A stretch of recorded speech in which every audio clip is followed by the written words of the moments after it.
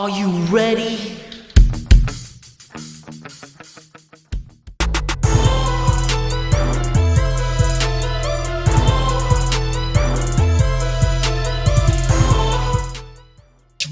Which one, Lewis? Which is the fight that you're looking forward to the most?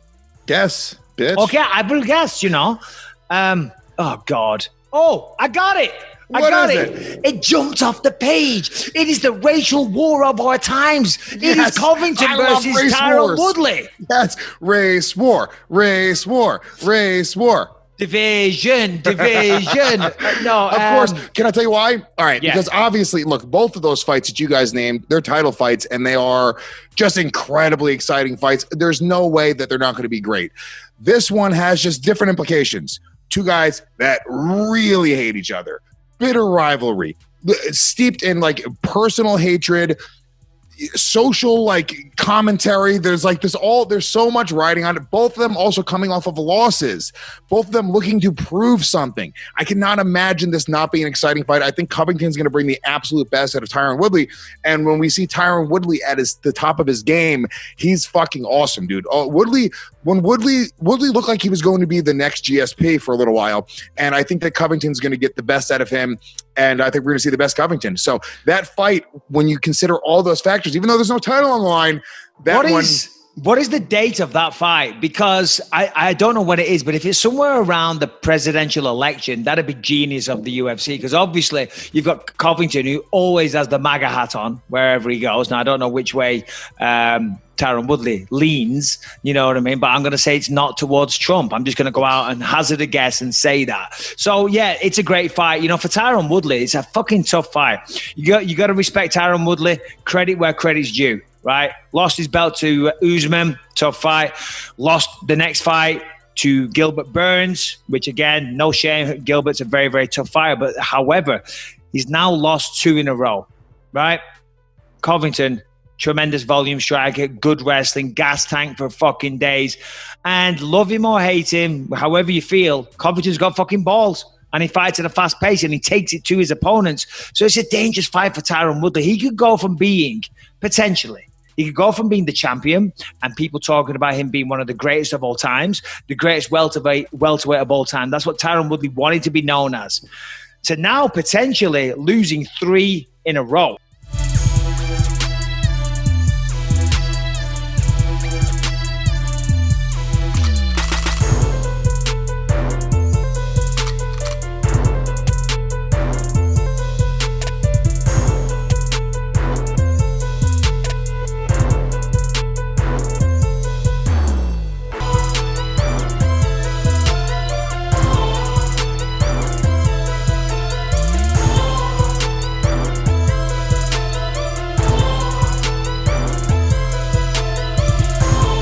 Fight for you, Paulo Costa? A lot of people are very impressed by him. Is it an easy fight for you? I'm not impressed. I'm going to go back with my team, sit down.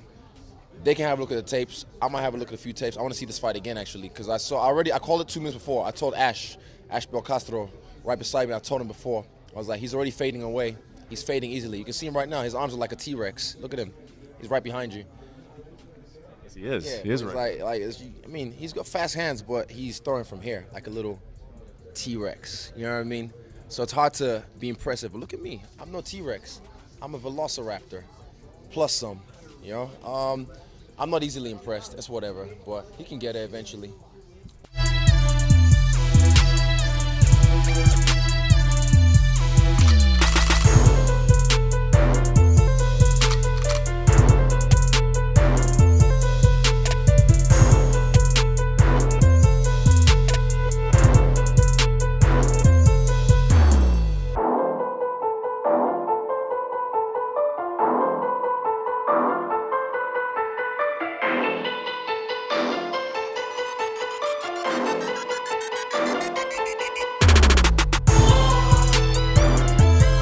If you beat Stipe and they say, who do you want your first title defense to be against?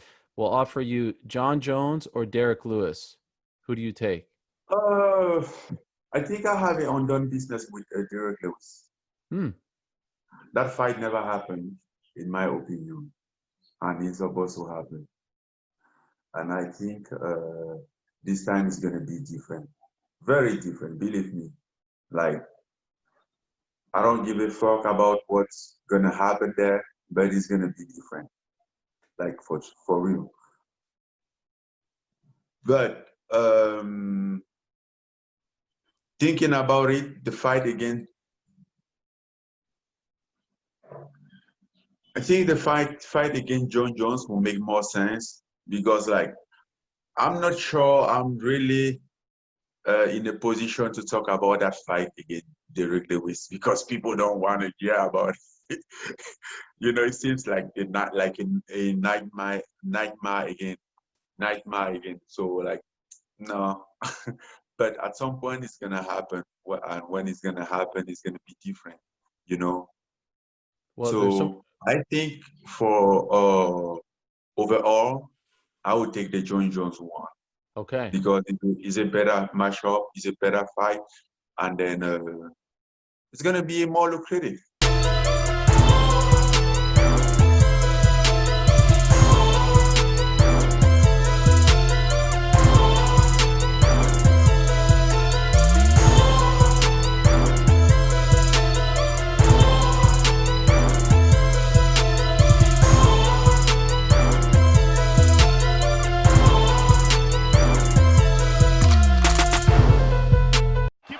Surprise, surprise, motherfucker! The king is back!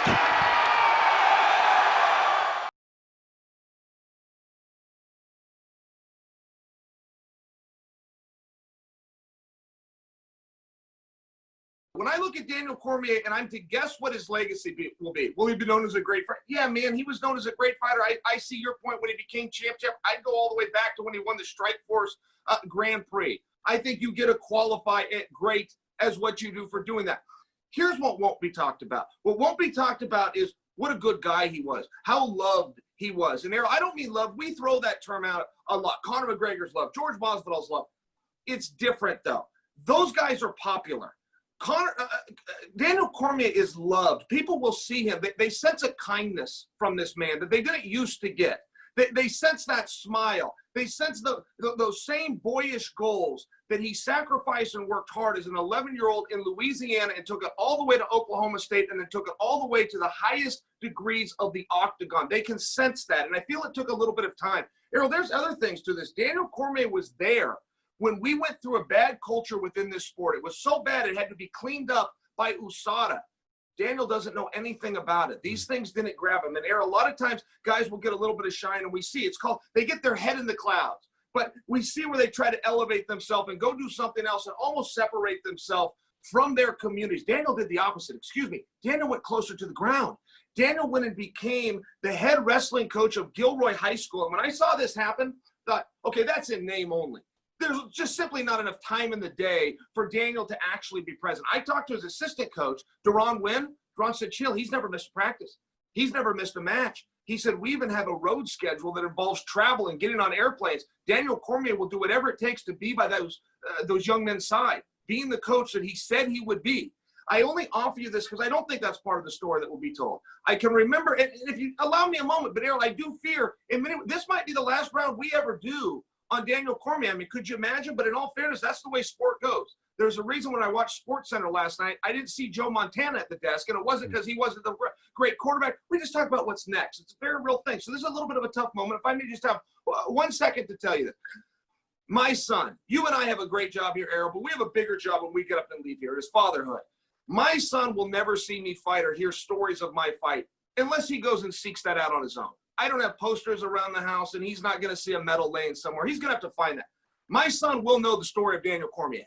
My son will know the lessons that Daniel left behind about hard work, about being a good person, about trying. Sometimes you don't get what you want, but you try and you get up the next day and you try anyway. About giving back to your community, about being a man of your words. You don't need a contract with him. You need a handshake with him. My son will know the story of Daniel Cormier. That's about as big of a compliment. I'm going to leave it at that, Errol. Some viewers may find the following video disturbing. Viewer discretion is advised.